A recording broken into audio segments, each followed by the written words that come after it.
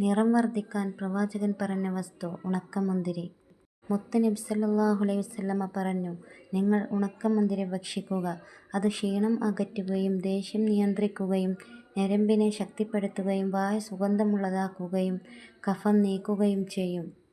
അലി റളിയല്ലാഹു അൻഹു പറഞ്ഞു, ഒരാൾ ദിവസവും 21 ചുവന്ന മുന്തിരി കഴിച്ചാൽ ശരീരത്തിലുള്ള വിഷമെല്ലാം പോയിക്കിട്ടും.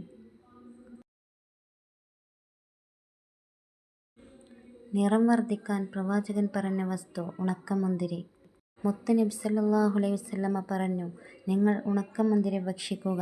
അത് ക്ഷീണം അകറ്റുകയും ദേഷ്യം നിയന്ത്രിക്കുകയും ഞരമ്പിനെ ശക്തിപ്പെടുത്തുകയും വായ സുഗന്ധമുള്ളതാക്കുകയും കഫം നീക്കുകയും ചെയ്യും. അലി റളിയല്ലാഹു അൻഹു പറഞ്ഞു, ഒരാൾ ദിവസവും 21 ചുവന്ന മുന്തിരി കഴിച്ചാൽ ശരീരത്തിലുള്ള വിഷമെല്ലാം പോയിക്കിട്ടും.